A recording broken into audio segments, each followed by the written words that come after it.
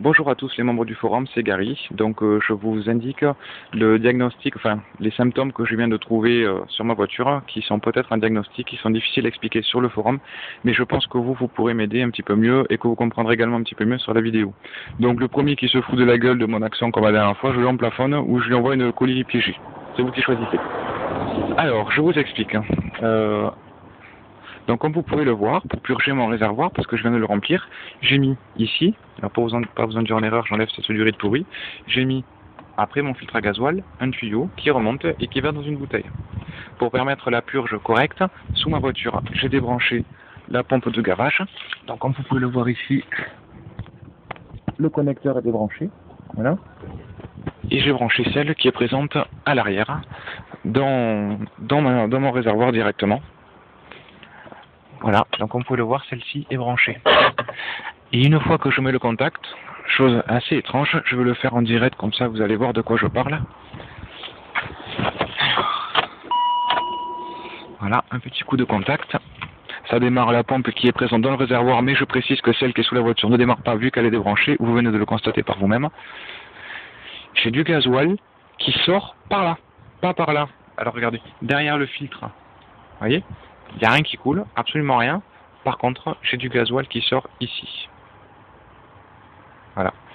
Donc, ce qui veut dire que là-dedans, il doit y avoir un clapet anti-retour ou quelque chose comme ça qui ne fonctionne pas bien. Ce qui veut dire que mon gasoil, bon je le bouge parce que ça en fout partout, mon gasoil qui rentre dans ma pompe haute pression n'est pas filtré du tout. Donc deux symptômes, le symptôme est là, deux diagnostics possibles. Soit un, la voiture ne démarre pas parce qu'il n'y a pas assez de pression pour la pompe haute pression dans la rampe commune. Ou deuxièmement, étant donné que la pompe a fonctionné avec un gasoil qui est rentré sans être filtré, puisque je précise que ça passe sans passer par le filtre, il y a une forte probabilité que mes 6 injecteurs se soient pris des saloperies d'ailleurs que j'ai retrouvées dans mon réservoir, et du coup qui se sont grippés lamentablement, et qui sont tous les 6 HS, potentiellement à remplacer. À 150 € pièce, ça fait un petit peu mal, mais enfin encore à 150 €, c'est l'échange standard et je ne compte pas le port. Sans parler peut-être de la pompe haute pression qui a pris un coup dans l'aile, ou des éventuels capteurs, peut-être la rampe commune, parce que tout le monde sait qu'à une telle pression, n'importe quelle particule devient très abrasive, voire même coupante. Donc voilà, je suis un peu désespéré. Vous voyez par où ça coule. Au lieu de couler, je le rappelle, au lieu de couler dans cette bouteille, ça coule par là, sans passer par le filtre. Donc voilà, bienvenue chez BMW et leurs voitures super fiables, avec leurs clapets surtout qui tiennent très longtemps. Donc bon, je sais pas si c'est normal ou pas, j'en doute, parce que a priori du gasoil devrait être filtré avant de passer dans les injecteurs, ça me paraît quand même logique.